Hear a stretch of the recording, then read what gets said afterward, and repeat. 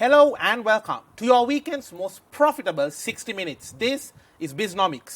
හෙට දින ව්‍යාපාර ලෝකයේ අභියෝග ජය ගැනීමට අද දින පන්නරය Bisnomics වෙත ඔබ සාදරයෙන් පිළිගන්නවා. COVID-19 වසංගත උවදුර සමග රටේ බොහෝ ආර්ථික කටයුතු අඩපණ වුවත් යම්තාක් දුරකට අපි දැක්ක නිවැරදි මාර්ගයකට පැමිණ වර්ධනය වෙමින් තිබුණ අවස්ථාවක නැවතත් එම ඌදර හිස ඔසවා තිබෙනවා. දැන් මේ නවතම සිද්ධීන් සමගම එහි මූලාරම්භය බැලුවොත් එක්තරා ක්ෂේත්‍රයක් කරා මෙය කේන්ද්‍රගත වුණා. අවාසනාවකට මෙන්ම එම ක්ෂේත්‍රය ලංකාවේ ඉතාමත්ම ආර්ථිකමය වශයෙන් වැදගත් වන ක්ෂේත්‍රයක්. අපි අද කතා කරන්න යන්නේ අන්න ඒ ක්ෂේත්‍රය සහ ඒ ක්ෂේත්‍රයේ න්‍යායලී සිටින ඒ පුද්ගලයන් සම්බන්ධයෙන්. මොකද අපි බොහෝ විට ලාභය සහ පරිසරය සුරැකීම ගැන කතා කරාට වර්තමාන ව්‍යාපාර ආකෘතියක් ගත් කල එහි සේවය කරන ඒ පිරිස අපි කියනවා මිනිස් ශ්‍රමය ඉතාමත්ම වැදගත් කොටසක් වෙනවා. නමුත් අපි බොහෝ විට ඔවුන් ගැන කතා කරන්නේ අඩුවෙන්. අවසනාවකට මෙන්ම ලංකාවේ ඉතාමත්ම හැල්ලු කොට බොහෝ දෙනා කතා කරන ක්ෂේත්‍රයක න්‍යායලී සිටින පිරිසක් විදිහට අපි හැඳින්වුවොත් වරදක් නැහැ. මොකද එය තමයි අපි වෙනස් කර යුතු ආකල්පය. අපි අද කතා කරන්න යන්නේ ඇඟලුම් සහ ඇඟලුම් උපාංග සහ රෙදිපිලි ක්ෂේත්‍රයේ න්‍යායලී සිටින ඒ ව්‍යාපාර සහ ඒ පුද්ගලයන් සම්බන්ධවයි. මේ ඔවුන්ගේ හඬ අවදි කිරීමට අවස්ථාවක් අවශ්‍ය කරන පරිසරයක් සපයා දෙන සතියන්තයේ වැඩසටහනයි මේ. If you look at the recent outbreaks of COVID-19, it got centered around certain industries. Unfortunately, this is a very important sector to our economy, and the service that the people who are involved in that industry, the service that they do to the growth and development of our economy has been extremely underestimated and underrated. Today, we intend to give that sector a voice, an opportunity where they can raise their voice above the clutter and noise in the market these days, where we get to hear their side of the story. This is about the people's story of the apparel and the fabric sector. And joining me for this is a veteran in the industry who is none other than Mr. Pubudu De Silva. Pubudu, welcome to Bisnomics. Pubudu, let's talk about the impact of COVID-19 on the apparel and textile sector. Now, we talk about the apparel sector a lot, but textile is not a element or sector that gets spoken about that with that same level of, I would say, awareness. Now, in your view, I would like to ask, globally, shops, a lot of big brands are shutting down their stores, they are declaring bankruptcies. Clearly, the skies are grey for this sector. But what is your take on it so far? Well, I think this is an unprecedented situation. That is what we see today. We don't see business as usual.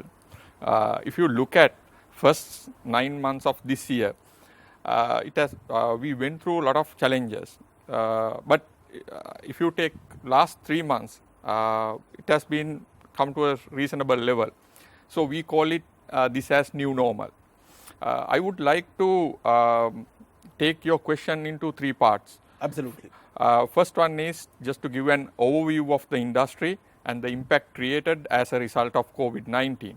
The second part is the challenges retail world went through and facing even as at today. And in turn, the impact to apparel and textile industry in Sri Lanka. Third part is that, yes, certainly as you said, skies are grey, where is the silver line? I don't think that silver line will just appear if we do nothing. We have to work towards that. We need to understand dynamics happening in the world, and we need to align our strategies to face the challenges. Pubudu, what you are saying is if you change nothing, then nothing will change. Yes, absolutely. So if I go back to my first part, which is just to give an overview of the industry. This industry was $5.3 billion industry in 2019. And you're talking about the apparel and fabric sector in total. In total. And you are here also representing the FAMA, what we call Fabric and Apparel Accessories Manufacturers Association. So this was $5.3 billion industry in 2019. If you look at first 9 months of this year, and compare with previous year first 9 months, it was $4 billion revenue and foreign exchange, and that has come down to $3 billion So which is Major about setback. Yes, major setback, and that is about 22% decline in the industry. Also, we have in this industry we have close to 1 million people working in this industry. The other part is, now if you look at the full year, we will expect about 25% decline in total. So meaning that 5.3 billion US dollar industry will come down to 4 million mark. But if you see beginning of the year when COVID hit us, we were expecting about 2 billion US dollar impact. But with the strategies in place, with the help of BOI, I must mention that we were able to start our factories, and with that we were able to reduce the impact by 1 billion US dollars. So that's the first part of it. And the second part... So versus more like a 40% hit, we were going to take a 20% hit. Absolutely. And then if you look at the challenges that retail world face today, is that initially when this was started in Wuhan, China, we knew this as corona. But later on this was spreaded all over the world, including USA and Europe. So what happened is immediately countries went into a lockdown situation, including Sri Lanka. So when COVID started in China, what happened is initially we had challenges to bring our raw material and also the logistic issues that we faced. So that's a initial stage, and then we went to a lockdown. Entire industry came into a standstill. Mr. Budu, I believe the challenge is also that China is also probably the world's biggest supplier in terms of a lot of these apparel aspects. Absolutely. It's, I think, in the range of 266 billion. So we are comparing this 266 billion versus 5.3 billion US dollar industry in Sri Lanka. So then with this lockdown situation, USA and Europe, so many retail shops were shut down. Biggest fashion consumers in the world. Absolutely.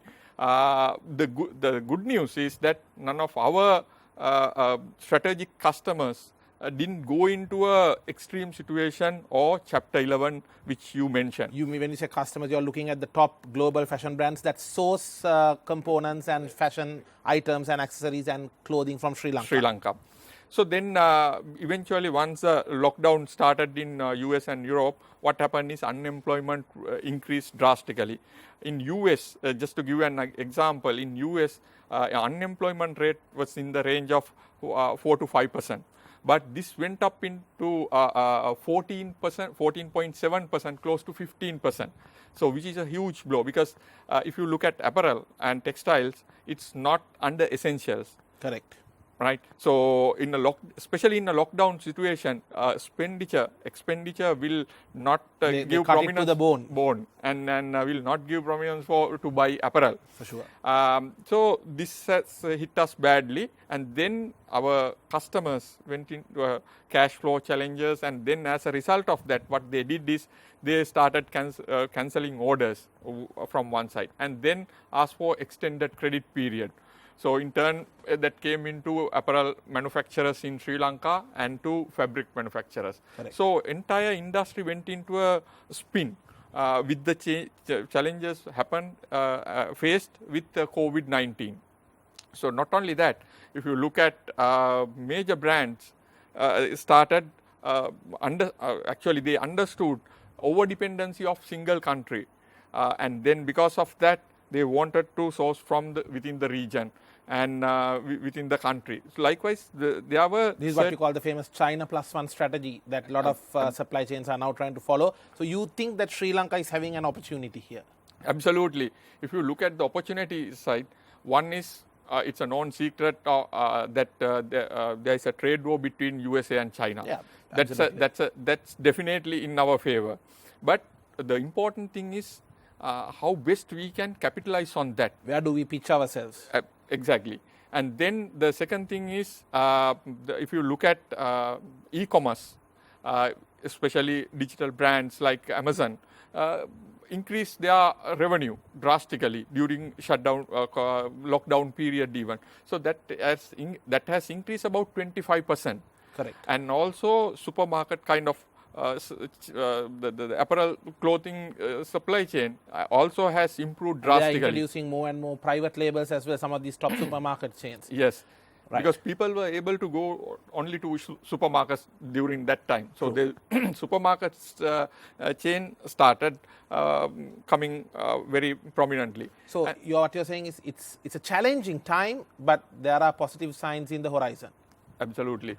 Pudu, let's talk about the factory environments, because that has been the talk of the town, the highlight, the spotlight, all the possible lights were on these apparel factories and the workers. I'll come to the workers later, but I would like to ask you, in your experience, being a person who is in this sector, seeing the action in the front line, do you think that our factories in general have taken enough measures to prevent the spread of COVID-19 in the factory premises? I think definitely yes. But before I come into that, I must tell you that what is my responsibility as individual in this situation.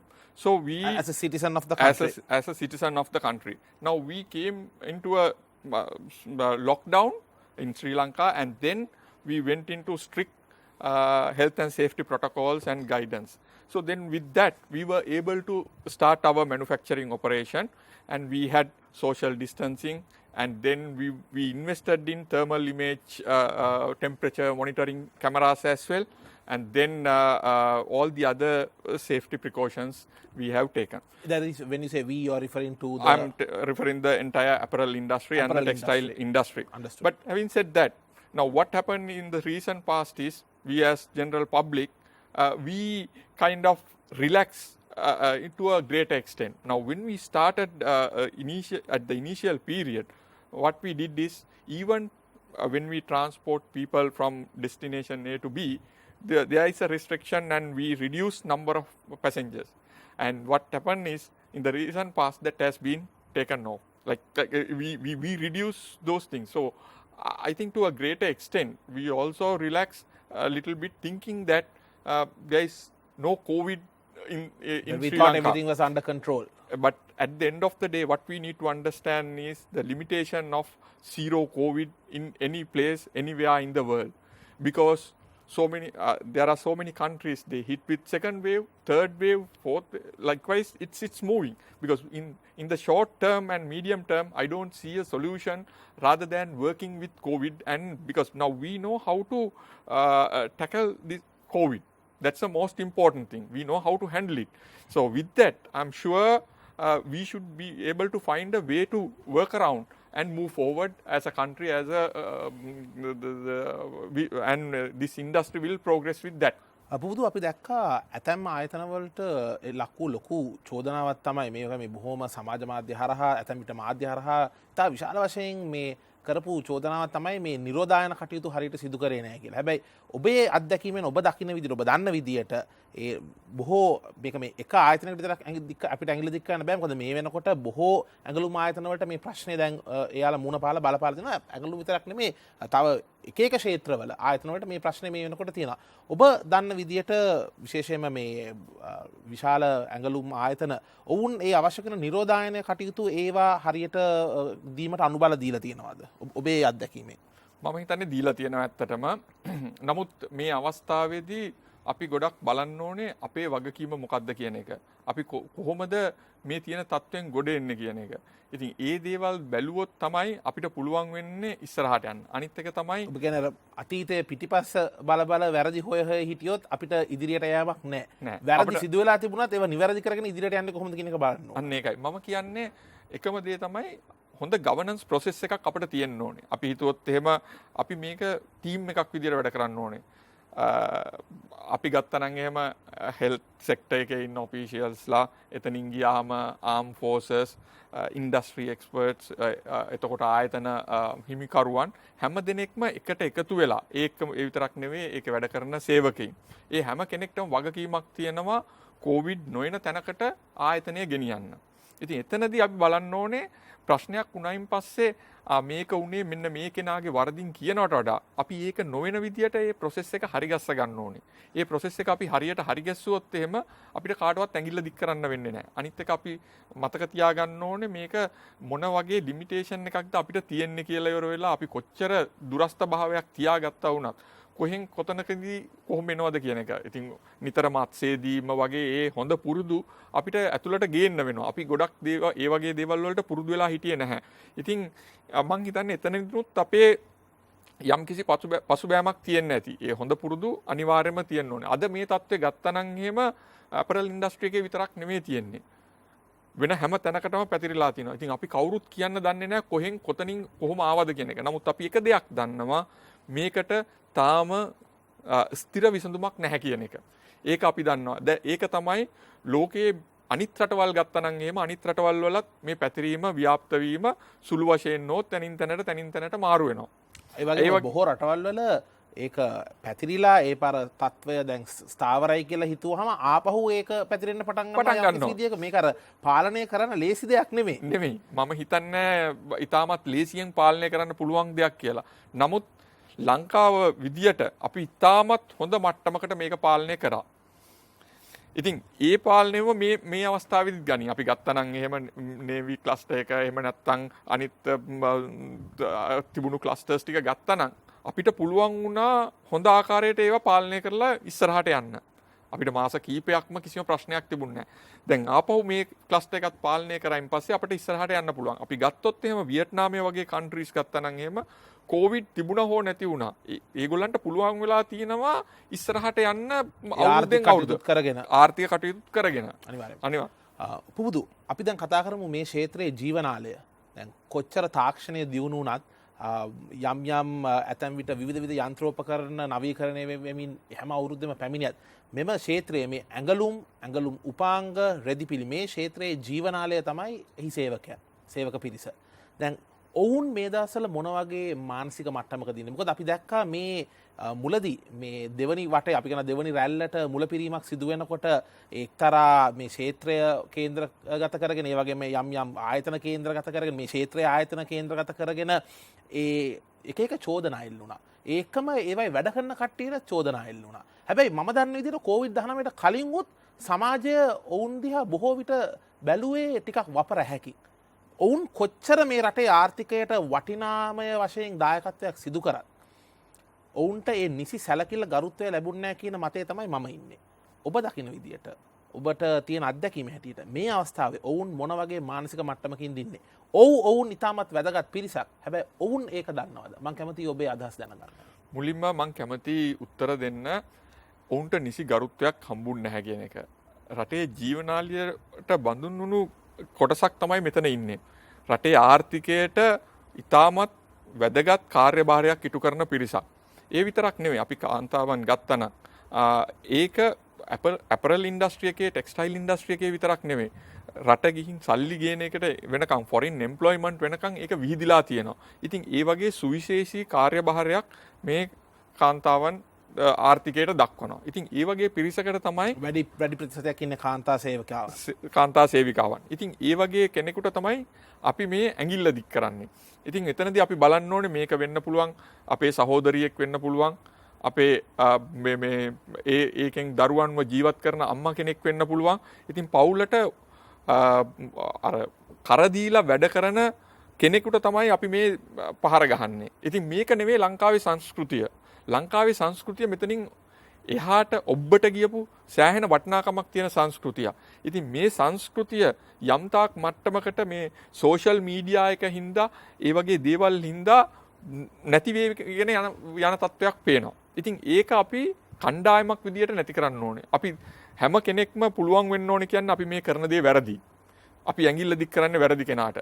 මේක එහෙමනම් මුලින්ම පටන් ගන්න ඕනේ මුලින්ම ඇඟිල්ල දික් කරන්න ඕනේ වූහාන් වලට එහෙම නැත්නම් චයිනා වලට මේක කරා කියලා ඉවරලා මම දන්නේ නැහැ කොහෙන්ද මේක පටන් ගත්ත තැන එතනනේ. ඉතින් එතකොට ඇතැම්මයි කියනවා මේක මේ වවුලෙක්ගෙන් පැතිරෙනවා කියලා ඇතැම් වාත එනවා වවුලට ඇඟිල්ල දික් කරනවා වවුලට ඇඟිල්ල දික් කරනවා. ඉතින් ඒ වගේ කාටවත් ඇඟිල්ල දික් කර ඉන්න එක නෙමෙයි සිද්ධ වෙන්න ඕන දේ. අපි බලන්න ඕනේ මේකෙන් බේරිලා ඉස්සරහට කොහොමද යන්නේ. අපේ රටේ ආර්ථිකය කොහොමද ඉස්සරහට ගෙනියන්නේ. ඉතින් මම විශේෂයෙන් අහන්න කැමතියි කොහොමද මේ ක්ෂේත්‍රයේ නියැලී සිටින ඒ සේවිකාවන්ගේ මේ දවස්වල මානසික තත්ත්වය කොහොමද? මානසික තත්ත්වය ඇත්තටම හුඟක්ම පහළට වැටලා තිනවා. ඔවුන්ට නොයෙකුත් අකටයුතුකම් සිද්ධ වෙලා තියෙනවා. ඔවුන් හොස්පිටල් එකකට ගන්නෙ නැහැ. ඒ අවස්ථාවන් වල ගොඩාක් ප්‍රශ්න වලට ඒගොල්ලන් මුහුණ දීලා තියෙනවා. සමහර බෝඩින් වල වෙච්ච ප්‍රශ්න, ඒ වගේ ගොඩාක් ඒගොල්ලන්ට පීඩණයට තුඩු දෙන දේවල් සිද්ධ වෙලා තියෙනවා. ඉතින් මම හිතනවා මේ දේවල් අපි මීට වඩා හොඳට බලලා ඉවර වෙලා ඒ දේවල් ඒගොල්ලන් ගැන බලලා යම් කිසි දෙයක් කරන්න ඕනේ. කාටවත් මම අර ඉස්සෙල්ලා කිව්වා වගේ කාටවත් ඇඟිල්ල දික් කරන එක නෙමෙයි සිද්ධ වෙන්න ඕන දේ. මේ ප්‍රශ්نين ඉස්සරහට යන්නේ කොහොමද කියන එක. ඉතින් ඒගොල්ලන්ට මීට වඩා රටක් විදියට සමාජයක් විදියට අපි මීට වඩා මේ ප්‍රශ්නේදී පරිණතව අපේ හැසිරීම තියෙන්න ඕන කියලාද ඔබ කියන්නේ? අනිවාර්යයෙන්ම මම හිතනවා ඒ පරිණතභාවය සෝෂල් මීඩියා එකෙන් තුලින් සහ අනිත් මේන් ෆ්‍රේම් මීඩියා එක තුලින් අනිවාර්යයෙන්ම මේක එන්න ඕනේ. ඒගොල්ලන් ගැන මීට වඩා සුබවාදීව බලන්න ඕනේ. ඒගොල්ලන් ජාතියට කරලා තියෙන රටට කරලා තියෙන ඒ දායකත්වයට නිසි තැන ලබා දෙන්න ඕනේ. ඔවුන් ගැන මීට වඩා බලන්න ඕනේ. ඔවුන්ගේ දේවල් ගැන මීට වඩා බලන්න ඕනේ. ඔවුන්ට පහර ගහන එක නවත්තලා ඉවර වෙලා එතනින් ඔබට අපි ඒගොල්ලන්ට කොහොමද මේකක් වෙන්නේ කියලා. විශේෂයෙන්ම මේ ප්‍රශ්නය හින්දා වෙන්නේ මේ පහර ගහම මේ යන ඒ කැම්පේන් එක හින්දා වෙන්නේ අපි කියන එකට සෝෂල් ස්ටිග්මා කියලා ඉවර වෙලා ඒ කියන්නේ සමාජ බියක් සමාජ බියක් ඇති වෙනවා මේ සමාජ බිය හින්දා වෙන්නේ කෙනෙක් හැදුනම යාව ප්‍රතික්ෂේප කරනවා මුළු සමාජයෙන්ම. ඒක වැරදි එක අඩු වෙනවා. ප්‍රොඩක්ටිවිටි එකක් තියාගන්නවත් ෆැක්ටරි එකක් ස්ටාර්ට් කරන්න බැරි තත්ත්වයක් තියෙනවා. ඉතින් නමුත් ඒක නෙවෙයි වෙන්න ඕනේ.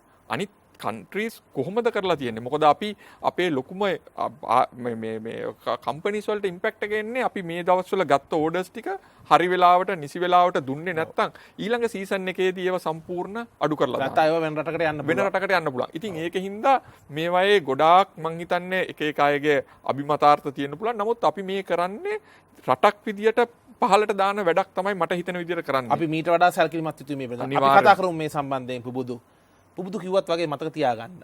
ඇයත් ඔබ වගේම ඔබේ වගේම මවක් දරුවෙක් නැත්නම් දුවක් ඒ වගේම බිරිඳක් වෙන්න පුළුවන්. ඒක හින්දා යම් කිසි දෙයක් සමාජ මාධ්‍ය හරහා ෂෙයා කරන්න කලින් ඒකට උසුළු විසුළු කරන්න කලින් පොඩ්ඩක් ඒ පිළිබඳවත් සිතන්න. හමු වෙමු මද විරාමයකට පස්සේ. Welcome back to Bisnomics, your weekend's most profitable 60 minutes. We speak about profitability, we speak about environmental management or sustainability. Today, it's a story about humanity. How can we make sure that the workers in our apparel sector is given the due place and what are they going through right now? And most importantly, at a time that certain segments have been pointing the finger at this industry and the people of this industry, what is their story? Let's find that out today on Bisnomics. And joining me is a veteran in the field of fabrics and apparel, the president of the Fabric and Apparel Association, Apparel Manufacturers Association, Pubudu De Silva. Pubudu, we spoke about the situation of the people earlier, what they are going through. Now, let's talk about in general, managing the people of this sector. Now, that itself, I don't think is an easy task because like you mentioned earlier, it's not one of those glamorous fields. People are not giving the due respect to the people who work in that. But what is your experience with as being someone who has been in this sector for more than 20 years? What's your experience on this in terms of managing them? The general turnover, how easy or difficult is it to retain? Because I've heard that some workers will be starting off the month in one company's factory, going to another factory mid-month and back in the old factory by the next month. Is it that tough, the retention and the turnover rates, or is it better or worse than that? What is your experience? Okay, if your question in current context, I think it different dynamics. Correct. I'm talking about in general, maybe even pre-COVID-19. In general, what I believe is, what is the culture of the organization? Because if the culture is such, retention will not be difficult. So what I wanted to say is that if you develop a culture where people come to work because they have a purpose and we guide them, I'm sure retention will not be a problem.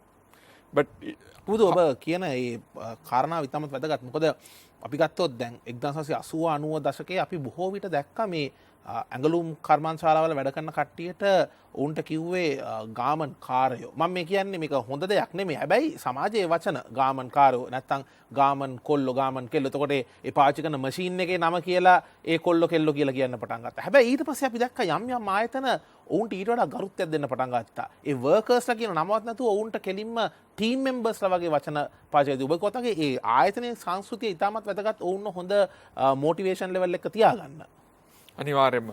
ඉතින් ඒකින්ද මේ ආයතනයේ තියෙන culture එක, ඒ දෙන value එක, ඒක වෙන්න පුළුවන් whether it's a top position of the company or middle level or the lowest level. You have to give that status to the people, and they are doing something for the company. So that we need to understand. So all of them are contributing for the success of the company. So in that aspect, if you treat your people well, if you know, okay, right, let's say you are the CEO of the company, your next level is looked after. Next level is looking after the next level. Likewise, if you cascade down from supervisors to associates and the team members, if you work as a team, I think this is not a problem. But I think we should not give excuses if we don't develop company organizational culture to eliminate these issues. That is the most important thing. So I think from organizational perspective, there is a clear responsibility of the company to make sure that their team is happy. What is the general mindset of the people who come to work in this sector in terms of are they usually having that level of motivation to contribute, or is it do they say, okay, look, we had nothing else to do, so we are here? Like I said earlier, I asked you this question earlier as well. We know they are important to the economy, but do they know that? That depends on the individual. Now I started in the lowest level, right? So with it doesn't matter where you start. What is your aspiration? What do you want to achieve in your life? And for that, if you work, I'm sure sky is the limit. That's what I always tell even my team. So understand, yes, let's say we have challenges. There is a way to work around and to achieve that. So that aspiration, we should give it to our team members. So then only they will work with us. For sure. බුබුදු අපි කතා කරමු මේ ක්ෂේත්‍රයේ තියෙන ඒ නිපුණතාවයන්, ඒ කුසලතාවයන් වර්ධනය කිරීම පිළිබඳව. දැන් ඔබ දකින විදියට යම් කිසි පුද්ගලයෙක් ඉන්නවා නම්, මොකද අපි දන්නවා අපේ රටේ O level විභාගය ගත්තත් එයින් 150ක් විතර ඊට පස්සේ ඉස්කෝලේ යන එක නවත්වනවා. විශාල ප්‍රමාණයක් මග හැරෙනවා. දැන් ඔවුන් ඇතැම් විට ඔවුන්ට නෑ ඊට පස්සේ හරි නිසි පියවරවල් ගන්න මොනවද කියන එක දන්නේ නැහැ තමන්ගේ ඒ වෘත්තිමය පැත්තෙන් දියුණු වෙන්න. දැන් ඔබ දකින්න විදියට අපේ රටේ තියෙනවද අවස්ථාවන් මේ රෙදිපිලි ඇඟලුම් උපාංග ඇඟලුම් ක්ෂේත්‍රයේ ඒ කුසලතාවයන් ඉගෙනගෙන ඒ නිපුණතාවයන් වර්ධනය කරගෙන ඉදිරියට යෑමට අවස්ථාවන් තියෙනවද අපේ රටේ තරුණ පරපුරට? අනිවාර්යයෙන්ම තියෙනවා. මම හිතනවා අවස්ථාවන් වැඩි කියලා. මොකද අපි ජොබ් එක පටන් ගන්නකොට අපිට තිබුණු අවස්ථාවන් බොහොම අල්පයි. නමුත් අපි එතනින් ඒක පටන් අරගෙන ඉස්සරහට ගිහිල්ලා එක තැනකට ඇවිල්ලා තියෙනවා. නමුත් අපි බැලුවොත් එහෙම අනිත් අය දැන් බලන්නේ දැන් ගත්තනම් එහෙම යුනිවර්සිටිස් තියෙනවා. ඒ යුනිවර්සිටිස් වල ප්‍රයිවට් ප්‍රෝග්‍රෑම්ස් තියෙනවා. ඊගාවට ස්ලීටා වගේ ආයතන තියෙනවා. ඊළඟට ගොඩාක්ම ඉම්පෝටන්ට් දේ තමයි ආයතන වලින් ඒගොල්ලන්ව එක තැනකට ගේන්න කරන ට්‍රේනින් ඇන්ඩ් ඩෙවලොප්මන්ට්. ඒකත් සෑහෙන මට්ටමකට තියෙනවා ඒ දවස්වල අපිට තිබුණාට වඩා. මොකද අපි ඒ දවස්වල කරේ ට්‍රේනින් ඇන්ඩ් ඩෙවලොප්මන්ට් අපේ ඕන් රෙස්පොන්සිබිලිටි එකක් අරගෙන අපි වැඩ කරේ. අපි හිතුවේ ඒක මම කරගන්න ඕන දෙයක් කියලා. ඉතින් ඒ සිතුවිල්ල තමයි අපේ ගොඩක්ම තිබුණේ. එතනින් තමයි ඉස්සරහට ගියේ. ඉතින් මම හිතනවා හැම කෙනෙක්ම මේක මේ විදිහට හිතුවනම් එහෙම අනිවාර්යයෙන්ම යන්න පුළුවන්. කවුරු හරි කෙනෙක් ඒක පටන් ගන්නවා නම් ස්කූල් ලීව කෙනෙක් හොඳ අවස්ථාවක් තියෙනවා එන්න පුළුවන්. ඇවිල්ලා ඉවර වෙලා ඒගොල්ලන්ට එතනින් එහාට යන්න. මොකද අපේ තියෙන විභාග ක්‍රමයේ විදිහට හැමෝටම යුනිවර්සිටි එකට යන්න බැරි අවස්ථාවක් තියෙනවා. ඉතින් යුනිවර්සිටි එකට ගියා හෝ නොගියා තැනකට එන්න අමාරු කමක් නැහැ. ඒක ඒ කොහොමද පුද්ගලයන් ඒ ලෙවල් වලින් 10%කට වගේ තමයි විශ්වවිද්‍යාල වරම් ලැබෙන්නේ. 10%ක් කොයිටට පොඩ්ඩක් අඩු වැඩි වෙන්න පුළුවන්. හැබැයි ඒ වගේ සංඛ්‍යාවකට දැන් අපේ ලංකාවේ රජයෙන් ලබා දෙන අවස්ථාවන් ගත්තොත් ඔය වොකේෂනල් ට්‍රේනින් ඉන්ස්ටිටියුට්ස් වලින් ඒවයි තියනවද මේ වගේ පාඨමාලා තියනවද මේ ළමයින්ට හදාරන්න? අපි ස්ලීට වගේ ආයතන ගත්තනම් NDT යුනිවර්සිටි ගත්තනම් ගොඩාක් තැන්වල තියෙනවා ප්‍රයිවට් ගිහිල්ලා කරන්න පුළුවන්. ඊළඟට ප්‍රයිවට් ආයතන තියෙනවා. අනිත් එක තමයි මොන තැනකින් පටන් ගත්තා වුණත් හැම ආයතනකම තියෙනවා ඒගොල්ලන් කරන පාඨමාලාවල්.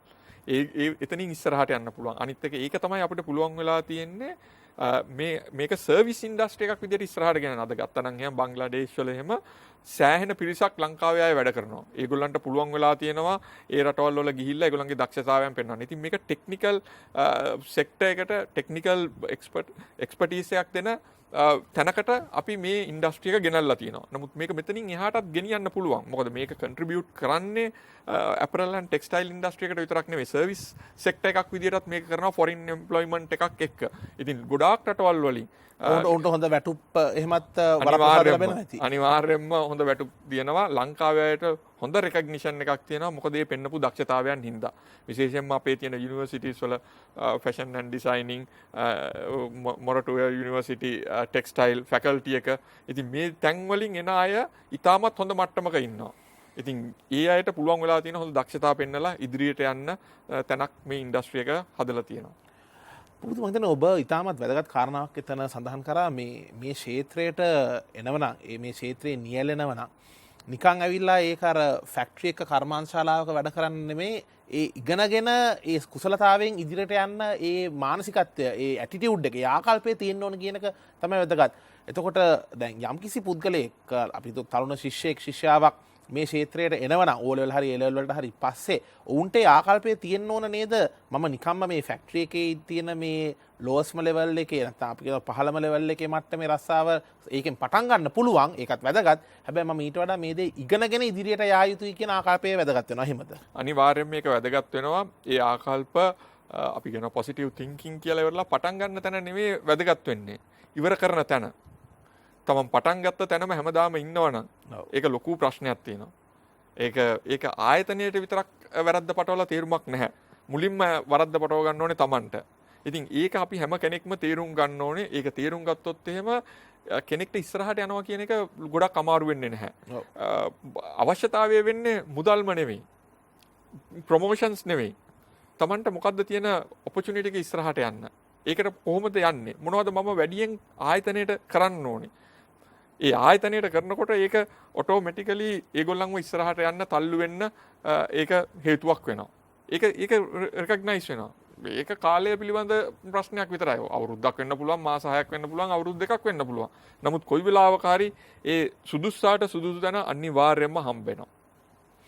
ඒක ඊටමත් සුබවාදී කාරණාවක් ඔබ ඇත්තටම සඳහන් කරේ.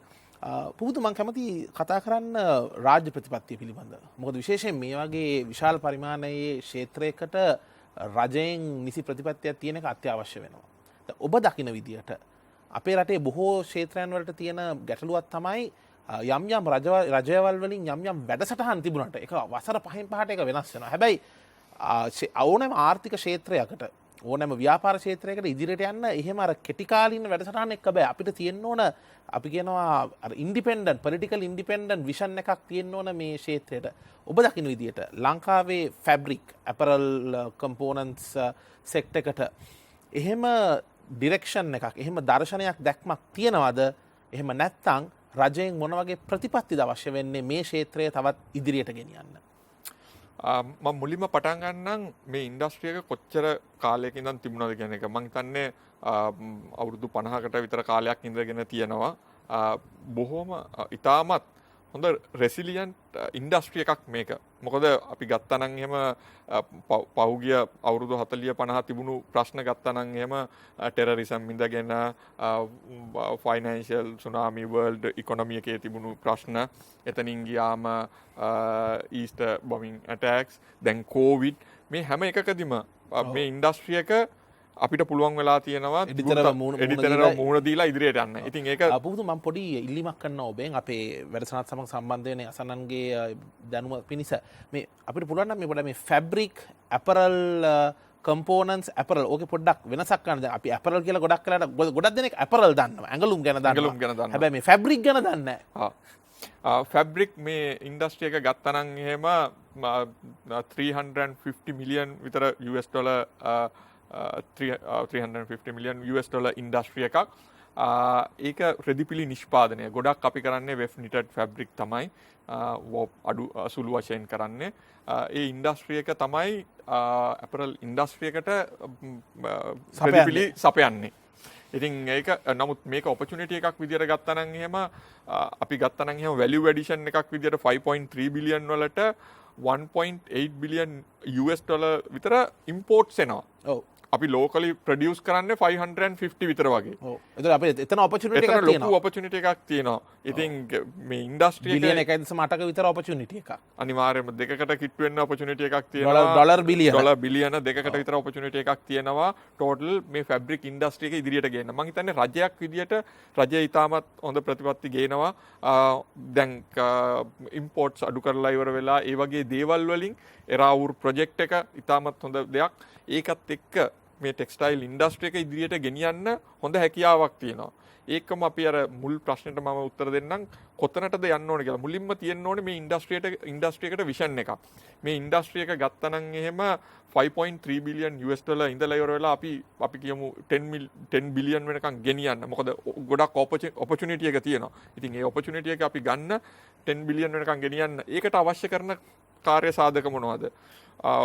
BOI එක ඇත්තටම ලොකු වැඩසටහනක් කරනවා. නමුත් ඊට සමගාමීව අනිත් ආයතන එකතු වෙනවද කියන එකේ ලොකු ගැටලුවක් තියෙනවා. ඉතින් මං හිතන්නේ කරන්න ඕන හොඳම දේ තමයි හොඳ ටීම් එකක් හරිගස්සලා ඒකට අවශ්‍ය ඒ රෙප්‍රසන්ටේටිව්ස්ලා ඒ අවශ්‍ය අය දාලා සියලු ආයතන ගෙනල්ලා එක තැනක තියලා ඉවර වෙලා ප්‍රශ්න ටික විසඳලා දැනට තියෙන ගත්තනම් එහෙම මේ කටුනායක බියගම අවිස්සාවෙල්ල වගේ තියෙන ඒ සෝන්ස් වල තියෙන දැනට තියෙන ප්‍රශ්න මොනවද? solid waste management ඊගාවට competitive utility rates ඒ වගේ දේවල් ගෙනාවනම් අපි එක තලයකට මට හිතෙනවා we can compete with any country. That is why we as industry lot of countries are inviting fabric manufacturing to start in those countries as well. So that Sri Lankans are being invited.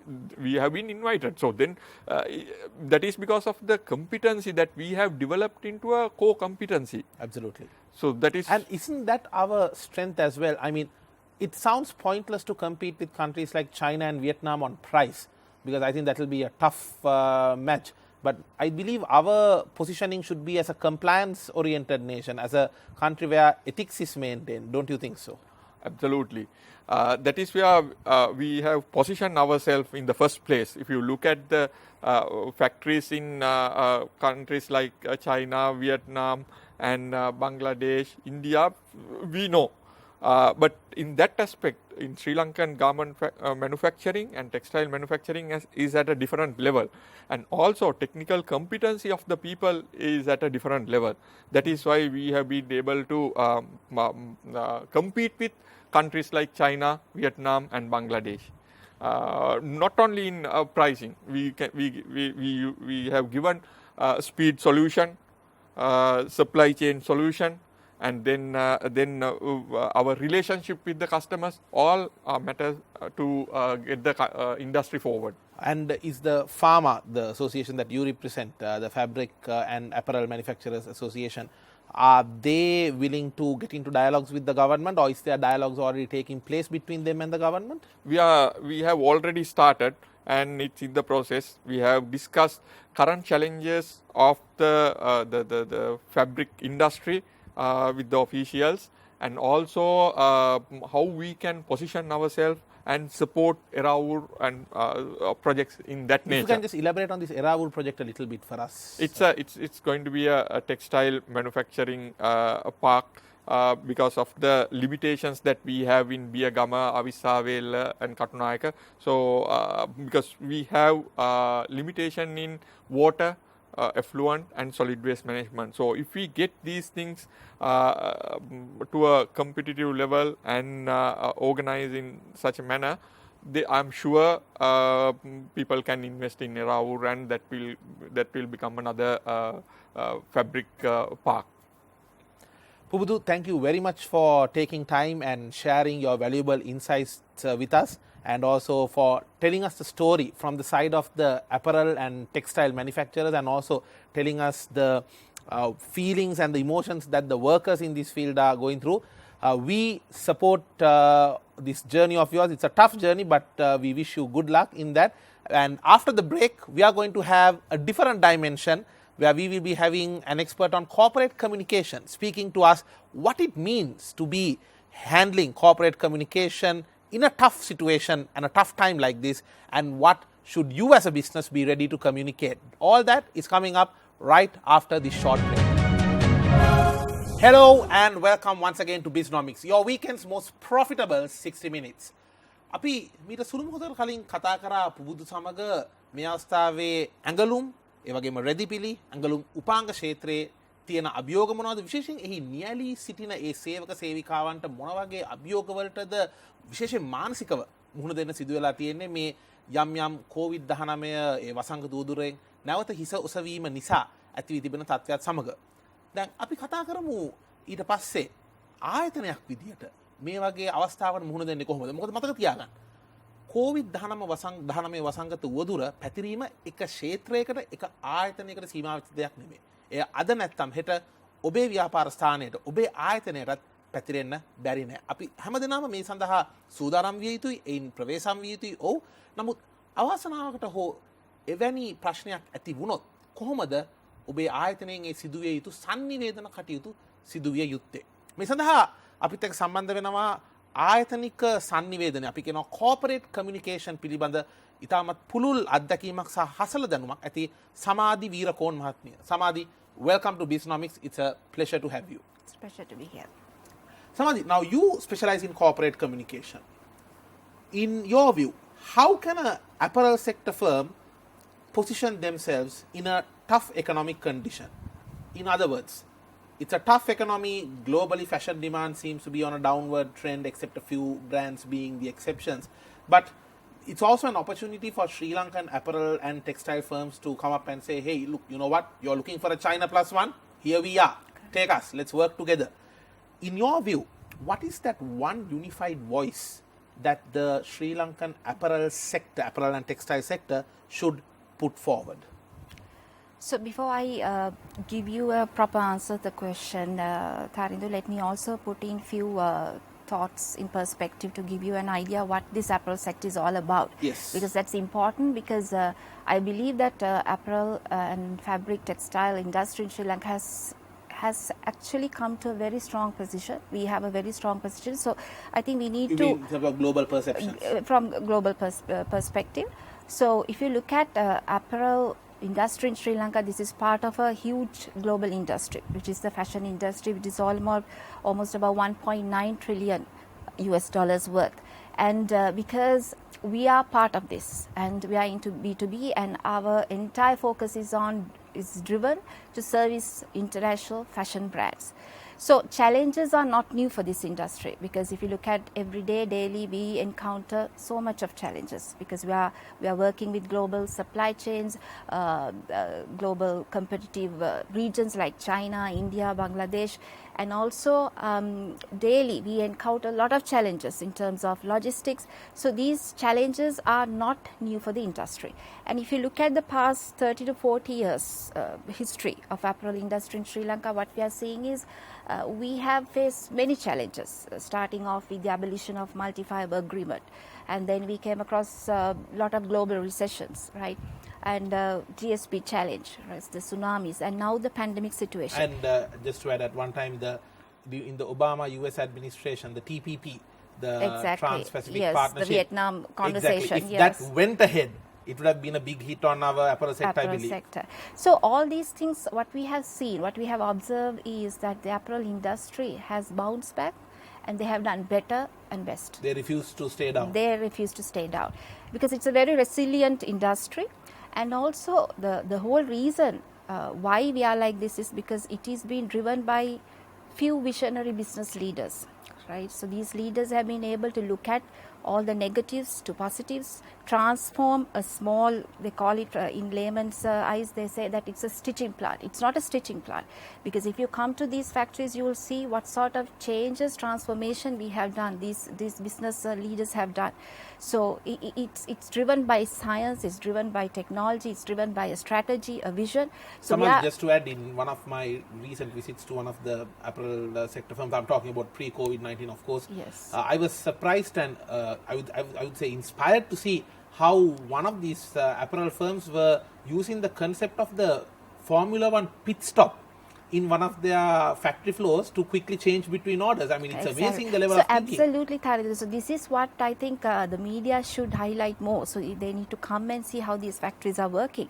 Because if you look at the vision the industry is driving, actually it's a lot of science, a lot of technology, and professionals are working. So it's no longer about it's no longer keeping machines and exactly, stitching. not a juking machine, not at all, yeah. not at all. So we have come a long way, right? So, and we have come a long way, and if you really look at and that this is the whole reason why we are still number one contributor for the economy in Sri Lanka, 47%, and even if you look at in terms of job generation, it's about 15%. We are contributing to the employment of the country. So and we keep on elevating this bar further up. We want to introduce more, bring in more initiatives. And so talking about the proposition, the country is having the unique selling proposition. So it is being driven by three pillars mainly. One is high quality, speed, and ethical manufacturing. Compliance. So that is our key pillar. Right, so because if you comparatively look at other destinations, we don't have sweatshops. We encourage on sustainability. We have the first green plants in Sri Lanka, in the world. We started the green plants, and we are committed for a lot of sustainable movements, lean management, and we don't encourage discrimination. We don't encourage child labor, no forced labor. So it's a new dimension that we have introduced to Sri Lanka in terms of apparel industry. So this is our proposition. So what as an industry we have to do is keep strengthening this position. And but we can't do it alone. We need the support of media. We need the support of government authorities. They need to collaborate with the industry and understand more what their requirements are. And we need to reposition ourselves as a destination. Look here, we can be your second supply of apparel expertise, because we are definitely a niche. We are not a Bangladesh or a India or a China. So we have a lot of niches. We have invented a lot of new things. And we have a good track record, don't we? We have a good track record, and that is why Made in Sri Lanka label is very strong still, even though our market size is small in terms of against all these big nations. Made in Sri Lanka tagline is really doing well, because with the advent of Garments Without Guilt campaign, we have been very consistently committed to this ethical manufacturing scenario, and I think we need to strengthen this further up and also keep adding more pillars to that, especially in terms of being price competitive and becoming a good destination for investors to come and invest, a friendly nation for investors. So I think we need to work as one nation, one vision, one nation, because we are driving a strategy of 8 billion by 2025. So I think it shouldn't be confined to 8 billion. It should be all doubled. hands on deck approach where everyone is working together. In terms of the media spotlight that this industry and certain companies, yes, but especially this industry has been receiving, what's your take on that? Do you feel that the story of the apparel firms have been given a fair voice and a fair chance to be heard? I don't think it has. It is not given the justice, Tharidu, in my opinion, because I think there's a saying called "ignorance is a bliss," right? So we are a bit ignorant in what we are saying at the moment. I think the media and the responsible parties, the learned community, the civil society, they should really look what exactly happening in these industries. 47% contribution, 15% of the employment, and also if you come to these companies, you will see what sort of changes we have done. It's not just stitching plant.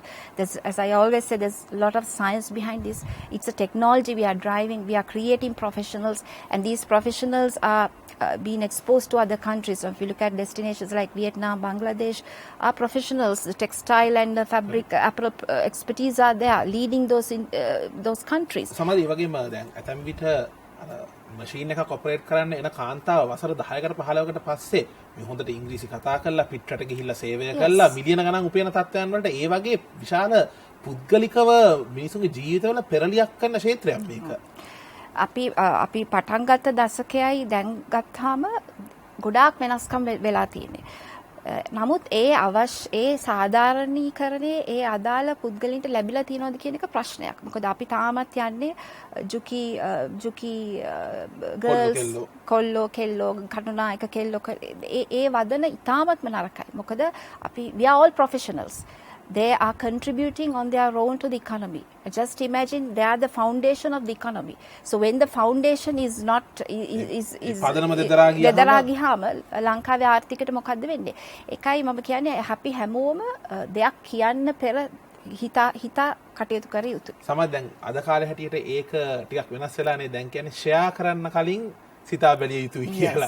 Because of the social media. Exactly. So I think social media is like a graffiti wall because that's like, people can come and comment on anything. So it's up to us to understand what exactly we taken. But I think the media, the mainstream media they have a bigger responsibility in this whole aspect to report the right thing. Samadhi, with your expertise in corporate communication, I would like to ask, now obviously this is not a one size fits all solution what I'm going to ask you, but if a company is facing a challenge where, okay, there's a COVID-19 outbreak and let's say there's a problem of media and let's say some various groups pointing the finger at you and saying, look, you're responsible, you didn't do what was needed. What steps can they take to, as a company, to make sure there's a proper structured corporate communication taking place with a vivid, clear message saying this is what happened and this is what we are doing? Your thoughts? So companies are driven by clear governance process, Tarindu. And in a situation like this, theoretically, if I answer your questions, what we have to do is we have to communicate to the internal parties because the most important asset of an organization is the employee. So we have to basically communicate to them what really happened. And then the second step definitely So what you're saying is internal communication first. Internal communication I think that's a very important point. Yes. First talk to your people. Exactly. Because that's our asset, so they can get agitated. So we have to control the situation. So that first communication should be to your internal parties. And then how do we communicate to the external parties? And there I think we have to get connected with the media because media can break or make things. So we have to educate them what exactly happened. And with the authorities, the government institutions or any independent party, we can do an independent analysis what has really happened, and with the results we can take the subsequent action. So that is how we have to approach a situation like that. So in terms of theory. So on the other side, I think now if you look at the current context, what has happened is so things can go out of proportion because there's always social media and there's a grapevine. So things can go in a different way. And we see an unfortunate trend where when something is shared about 10-15 times, it has become mainstream news. Mainstream and it becomes the truth. So I think that is where the industry, along with the support of the media and the learned community should come in front and then basically talk of the truth and then take care of the industry because we have to understand where are we and the role these industries play in the economy. And so this is the responsibility of each and every citizen. So and also the accountability. We have to be accountable of what we are saying at the end of the day because it can really impact an industry or a company, Taridu, because these things are very crucial when you are running an economy. Government is not the only people who can offer development of a country. We are all responsible. So we are all part of the game. Until the people's attitudes are corrected. It's very difficult to develop a country. Exactly. Because we see in foreign countries also, especially in the developed world, when a company does a mistake, yes, they will pressurize them, but they don't go to the level of, I would say, harping on that. I mean, they encourage them to correct themselves, not necessarily, harp on the people who work in that sector and try to put them down. I think that's a very negative mindset. That's a very negative mindset because we should not be doing that because of course certain things can happen. But important thing is keeping a moderate mind and looking at them impartially and then probe it and get the truth out and accordingly act, but not act before certain things really come out. So that's what we have to සමාධි මම පුදුගෙන් උත් මේ ගැන අහුවා. පුදුත් මම හිතන්නේ ඔහුගේ ඔහු දකින විදියට ඔහුගේ අත්දැකීමෙන් මේ සඳහා උත්තර දුන්නා. මම ඔබෙන් උත් අහන්න කැමති කාන්තාවක් විදියට මේ ක්ෂේත්‍රයේ විශාල ප්‍රතිශතයක් සේවය කරන්නේ කාන්තාවන්. විශේෂයෙන්ම අපි ගත්තොත් අර ඒ යන්ත්‍රෝපකරණ ඒවා භාවිතා කරන මට්ටමේ ඉඳලා බොහෝ කාන්තාවන් නියැලලා ඉන්නවා. මොකද අපි දන්නවා විලාසිතාවන් කියන්නේ කොහොමදත් කාන්තාවන් ටිකක් දක්ෂයි මේ ක්ෂේත්‍රයට. ඉතින් ඔබ දකින විදිහට ඔබ දැක්ක විදිහට ඔබට හැඟෙන විදිහට මොන වගේ මානසිකත්වයකින්ද මෙම ක්ෂේත්‍රයේ නියැලී සිටින කාන්තාවන් විශේෂයෙන්ම මේ අපි කිව්වොත් ඒ ආයතනවල පහළ මට්ටමේ ඉන්න කාන්තාවන් මොන වගේ මානසිකත්වයකින්ද මේ අවස්ථාවේ ඉන්නේ? මේ අවස්ථාවේ ඇත්තටම වුණ ඉන්නේ ඊටමත් පහත් මානසිකත්වයක. මොකද සමාජය වුන්ට කරන කැනහිලිකම් මේ දෙන අභියෝග. එය විය යුත්තක් නොවේ. මොකද අපි දන්නවා ලංකාවේ ආර්ථිකය ගත්තොත් ලංකාවේ ප්‍රධාන වශයෙන් ආර්ථිකයේ 70%ක් දායක වන්නේ කාන්තාව. ඇයි මම එහෙම කියන්නේ? එකක් රිදිපිලි කර්මාන්තය, තේ කර්මාන්තය සහ අපේ මිඩල් ඊස්ට් වර්කර්ස්. so මේ සියල්ලම කාන්තාව. එතකොට ඇයි අපි ලංකාව තරම් මම දකින විදිහට ඩිස්ක්‍රිමිනේටිව් විදිහට ජොබ්ස් දිහා බලන රටක් ලෝකේ තියෙනවද කියන ප්‍රශ්නේ දැන් එනවා. ඒකට හේතුව ලංකාවටම ප්‍රශ්න නැත්නම් මේ දකුණු ආසියාවේ ප්‍රශ්න. දකුණු ආසියාවේ මම හිතන්නේ ආකල්පමය වශයෙන් තියෙන ප්‍රශ්නයක්. මොකද අපි නිතරම division of labor කියන එක අපි හොයනවා. This is not the division of labor that we look at in economics, yes, but in a different terms, like yes, you know, so we define the jobs, right? This is a good job, this is a bad job. These are jobs for men, these are jobs for women. It's not the case, because every person in the society, if you are earning something, that means they are contributing to the economy. So you have to value that. Give them that respect. Give them that respect, and in this context we need to think like these are the very people who are contributing 47% of our economy.